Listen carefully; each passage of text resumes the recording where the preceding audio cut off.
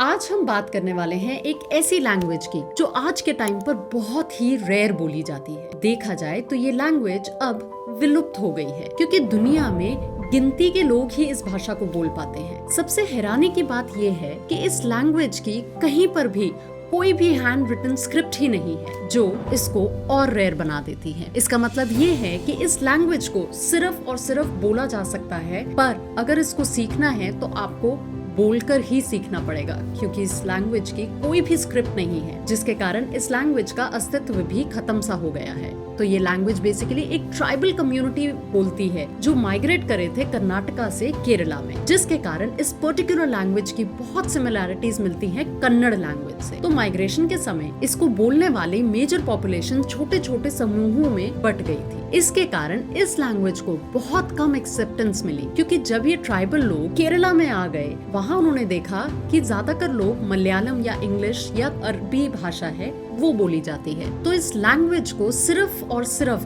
2 लोग ही बोल सकते हैं। जी हाँ, सही सुना आपने, सिर्फ और सिर्फ 2 लोग ही इस लैंग्वेज को बोल सकते हैं। उनमें से एक है NP नारायण और दूसरा उन्हीं की नीज राजपुत्री। They belong to a very particular community known as Chakiliya, जो ट्राइब्स कोकनम नियर कारीविलोर के पास रहते हैं। आप सोच रहे होंगे कि आखिर इस लैंग्वेज का नाम क्या है, तो इस लैंग्वेज का नाम है मधिका।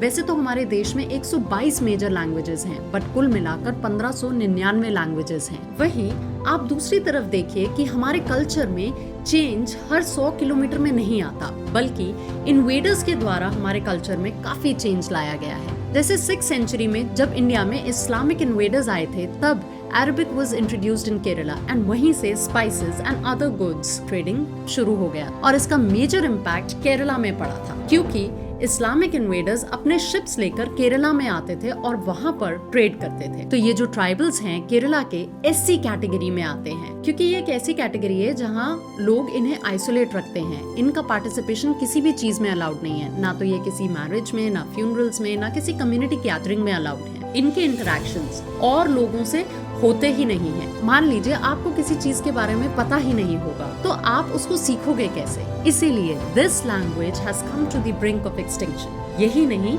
इसके और भी कुछ मेजर कारण हैं जिसकी वजह से ये लैंग्वेज को प्रेफरेंस ही नहीं दिया गया।